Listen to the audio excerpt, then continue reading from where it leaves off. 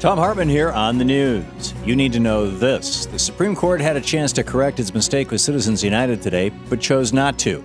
In another 5-4 ruling, the conservative justices struck down a Montana law that banned corporate spending in state elections and ruled that its 2010 Citizens United decision applies not just to federal elections, but state elections as well. 22 states plus the District of Columbia and several lawmakers urged the High Court to hear oral arguments in the case and relitigate Citizens United now that the damage of the decision is clearly on display 2 years later. Right-wing Justice Anthony Kennedy ruled in 2010 that corporate spending in our elections, quote, does not give rise to corruption or the appearance of corruption, end quote. But today, with billionaires like Sheldon Adelson and the Koch brothers pledging to spend $500 million to elect one man, Mitt Romney, you'd have to be born yesterday to believe that the money comes with no strings attached. Thanks to the Roberts Court, American oligarchs aren't making campaign contributions, they're making investments, and day by day getting big returns on those investments. In more Supreme Court news, the federal government secured a victory against the state of Arizona and its controversial Papers, Please immigration law known as SB 1070.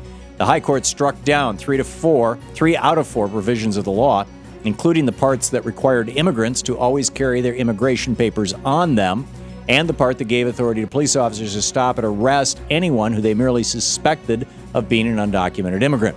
The court said that such laws, state laws, preempt the authority of the federal government to handle immigration. But the court did, however, uphold part of the law that requires police to check the immigration status of anyone they've arrested for breaking a law that's already on the books, which could lead to future litigation and create a real headache for cops on the beat. In the best of the rest of the news, the Supreme Court will rule on the constitutionality of Obamacare on Thursday.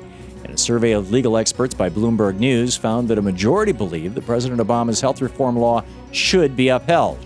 However, most of those same experts polled said that the High Court will probably strike down the law. That's because today's Supreme Court no longer makes decisions based on an objective interpretation of the Constitution. Instead, the hard right 5 make decisions based on what benefits corporations and the Republican Party the most, which explains why the Chamber of Commerce has won more cases than any other litigant before the Roberts Court. We'll see if the court continues kissing corporate and Republican butts on Thursday. It pays to be a member of Congress during a financial crisis.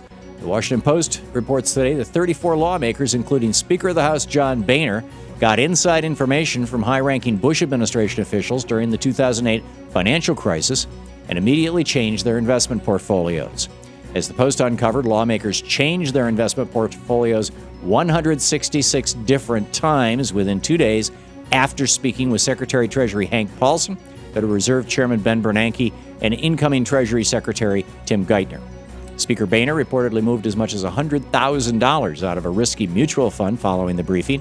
The shocking part of this is that none of it is illegal, even after Congress passed the watered-down Stock Act earlier this year to prevent insider trading. Becoming a lawmaker used to be about representing your constituents and having a sense of duty. Today, it's about helping the rich and getting rich yourself.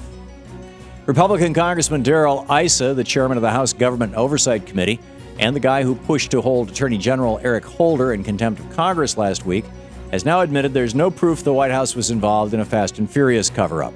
Appearing on Fox So-Called News on Sunday, Congressman Issa admitted his committee has nothing, which contradicts what Speaker of the House John Boehner said last week when he suggested that White House misled Congress to hide its involvement in Fast and Furious.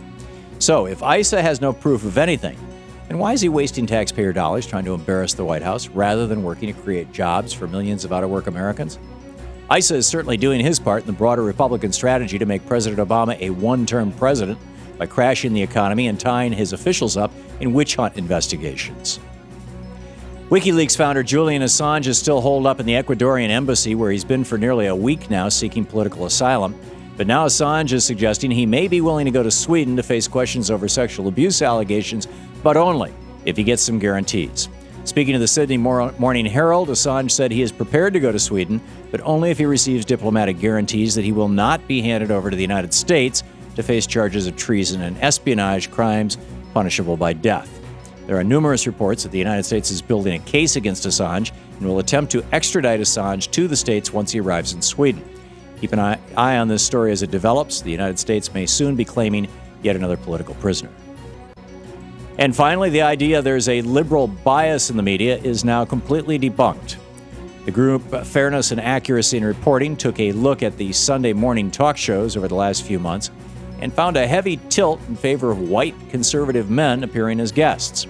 Between February and June of 2012, one-on-one interviews at NBC, ABC, CBS, and Fox News were with a Republican 70% of the time, with a man 86% of the time, and with a white person 92% of the time.